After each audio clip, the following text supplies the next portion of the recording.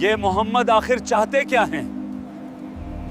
ہم نے کعبہ میں 1307 خدا جمع کیے ہیں اور یہ کہتے ہیں کہ صرف ایک ہی کی عبادت کرو۔ یہ بات ہے اس سوال کی جس نے مکہ کے سرداروں کی نیندیں اڑا دی تھی۔ یہ بات ہے اس رب کی جس کا کوئی باپ نہیں، جس کا کوئی بیٹا نہیں اور جس کے برابر کوئی کھڑا نہیں ہو سکتا۔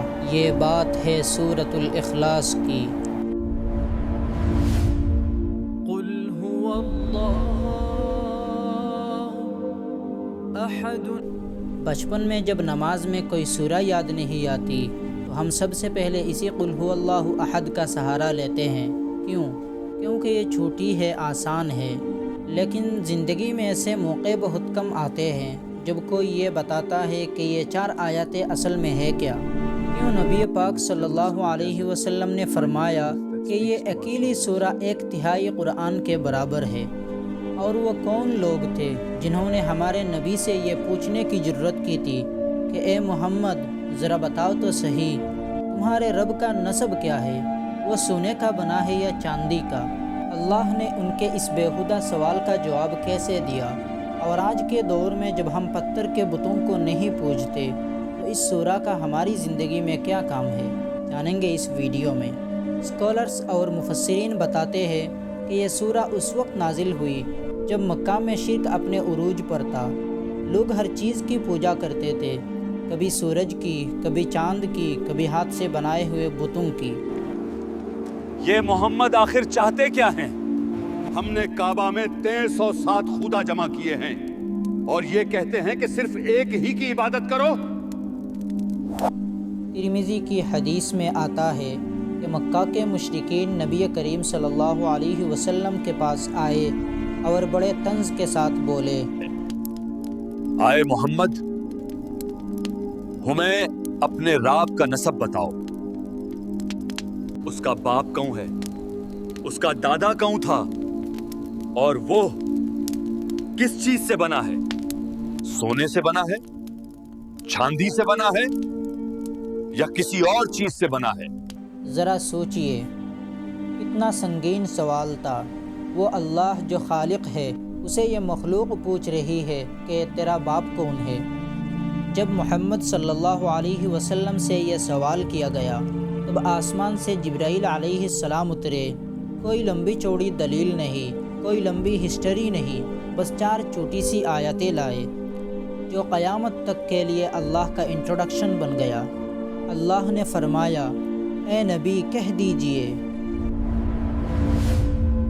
قل هو اللہ احد۔ چلیے اب اس صورت کو سمجھتے ہیں سینیمیٹک انداز میں۔ اس کی پہلی آیت ہے قل هو اللہ احد۔ یہاں لفظ احد استعمال ہوا ہے، واحد نہیں۔ عربک میں واحد کا مطلب ہوتا ہے 1، جس کے بعد 2 آ سکتا ہے، لیکن احد کا مطلب ہے the unique one، جس کا کوئی سیکنڈ ورژن ہے ہی نہیں۔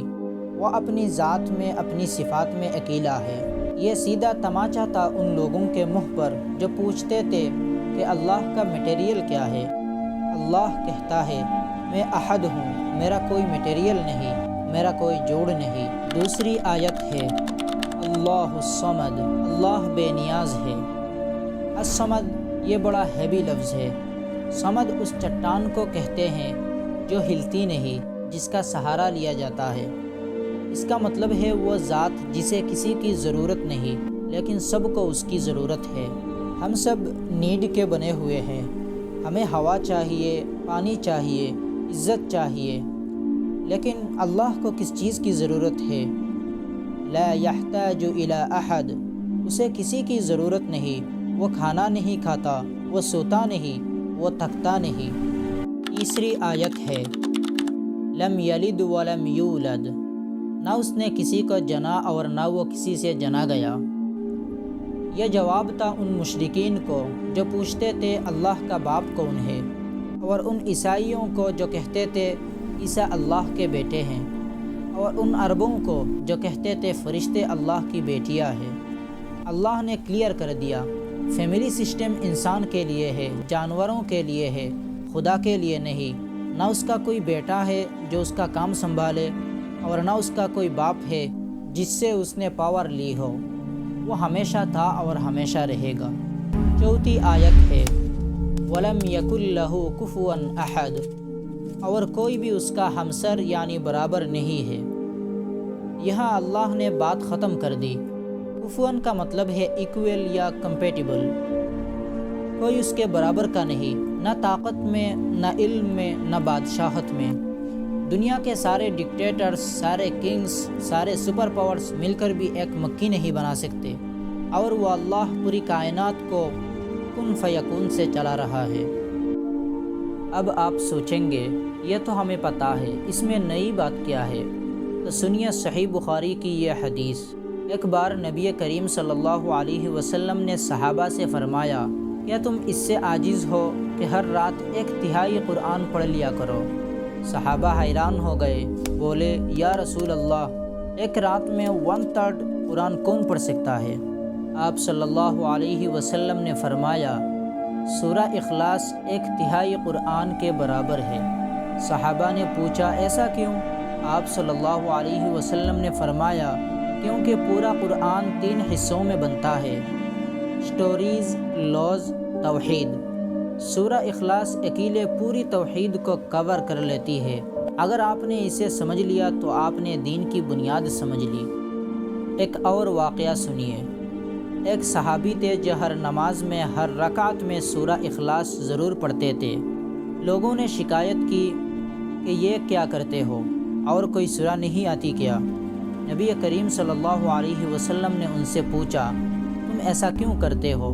ان صحابی نے جو جواب دیا وہ ہم سب کے لیے لیسن ہے۔ انہوں نے کہا، یا رسول اللہ، مجھے اس سورت سے محبت ہے کیونکہ اس میں میرے رب کی صفات بیان ہوئی ہے۔ نبی کریم صلی اللہ علیہ وسلم نے مسکراتے ہوئے فرمایا، تمہاری اس محبت نے تمہیں جنت میں داخل کر دیا۔ لیکن دوستو، آج 1400 سال بعد اس سورت کا ہماری زندگی میں کیا کام ہے؟ ہم تو مورتی پوجا نہیں کرتے۔ ذرا روکیے، آج ہم نے پتھر کے بت تو توڑ دیے، لیکن دل میں نئے بت پال لیے ہیں۔ جب ہم سوچتے ہیں کہ میرا بس خوش ہوگا تبھی رزق ملے گا، تو الصمد کون ہوا، اللہ یا بس؟ جب ہم سمجھتے ہیں کہ پیسہ ہے تو پاور ہے، تو ہم نے پیسے کو اللہ کے برابر لا کھڑا کیا۔